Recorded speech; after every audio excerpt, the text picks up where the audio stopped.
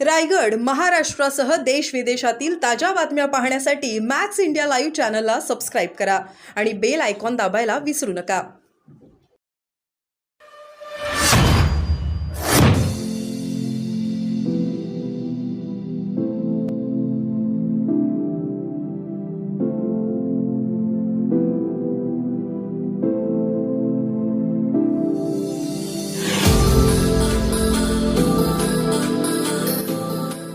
सकाळीच मनसे अध्यक्ष राज ठाकरे यांनी ट्विट करून मनसे कार्यकर्त्यांना 9 तारखेला सभेच्या ठिकाणी येण्यास आवाहन केलेलं आहे. काय त्याविषयी सांगाल?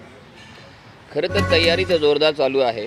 आचारसंहितेचं थोडंसं त्याच्यावर सावट आहे, तरी देखील तयारी दरवर्षी जी होते त्याहीपेक्षा जास्त अधिक प्रमाणात आम्ही तयारी करतो आहोत. राज ठाकरे साहेबांचे सर्वच कार्यक्रम हे भव्य दिव्य असतात. त्याप्रमाणे यंदाचा गुढीपाडवा देखील भव्य दिव्य असेल आणि पाडवा मेळावा असल्याकारणाने आजूबाजूला रोषणाई आणि अन्यही अनेक नाविन्यपूर्व गोष्टी तुम्हाला पाहायला मिळतील, ज्या मलाही अजून माहीत नाहीत.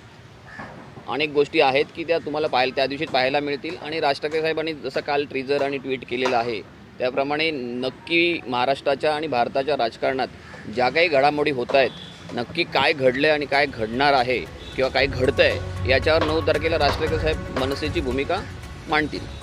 अमित शहा यांची भेट घेतल्यानंतर जवळपास 2 ते 2.5-3 आठवडे झालेले आहेत, पण मनसेचा महायुतीमध्ये समावेश होणार, काय होणार नेमकं हे अद्यापपर्यंत स्पष्ट होत नाही. त्यांच्या एका वाक्यामध्येच ते सगळं दडलेलं आहे की नक्की काय घडलं आणि काय घडतं आहे याच्यावर ते भाष्य करणार आहेत.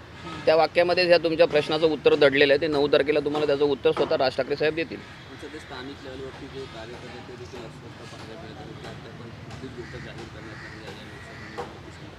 मुंबईतल्या निवडणुका किंवा महाराष्ट्रातल्या निवडणुका ज्या आहेत, जिथे आम्ही निवडणूक लढवणार आहोत, त्याचा वेळ आहे, त्याला अजून अवकाश आहे. त्या 20 मेच्या सुमारास आहेत.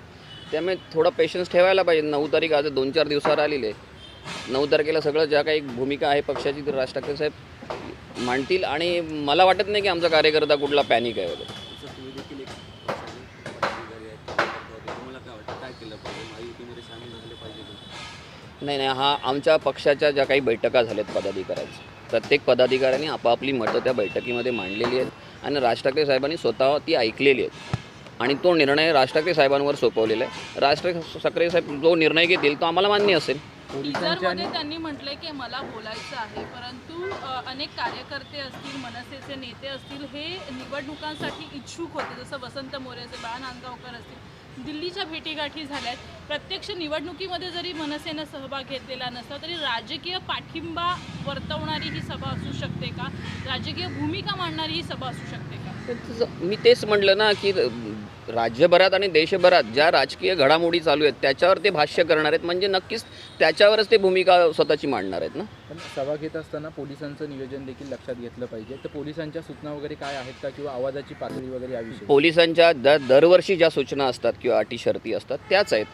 त्या व्यतिरिक्त वेगळं असं काही नाही. आणि आवाजाची पातळी शिवाजी पार्क मैदानासाठी जो काही सायलेन्स झोन आहे त्या जे काही पातळीचे निकष आहेत ते संपूर्ण निकष आम्ही पार पाडतो. त्या दृष्टीने जी काळजी घ्यायला हवी आणि पोलिसांनी त्या दृष्टीने ज्या काही सूचना दिलेल्या आहेत त्या सगळ्या तंतोतंत त्याचं पालन करतो. गेल्या वर्षी भोंग्याचा विषय होता, जी अनधिकृत मस्जिद होती माईंची, ती देखील पाडण्यात आली. तर आत्ता अशा प्रकारचे कुठला स्टँड घेण्यात येईल का ह्या सभेमध्ये? पण हे बघा काय असतं, राज ठाकरे साहेब आहेत ना, हे कोणती भूमिका केव्हा घेतील हे काही कोणाला सांगून घेत नाहीत. आम्हालाही बरेचसे विषय माहिती नसतात. जो तुमच्या डोक्यात जे प्रश्न आहेत तेच प्रश्न आमच्या डोक्यात देखील आहेत. त्यामुळे त्याचं उत्तर 9 तारखेलाच मिळेल आणि त्याची आतुरता तुम्हाला जशी आहे तशी आम्हालाही आहे. जसं तुम्ही आता म्हटलात की राज ठाकरे नेमकी काय भूमिका घेतील हे स्पष्ट नसतं, हे कधी स्पष्ट होत नाही किंवा काही वेळानंतर ती भूमिका स्पष्ट होते. परंतु या गुढीपाडवा मेळाव्यामध्ये कुठेतरी युतीशी जुळवून घेण्याचे प्रयत्न होतील का? कारण सोशल मीडियावरती किंवा इतर अनेक माध्यमांमधनं चर्चा या समोर येत आहे. नाही, तुम्ही काहीतरी माझ्या उत्तराचा वेगळा अर्थ घेतलेला आहे.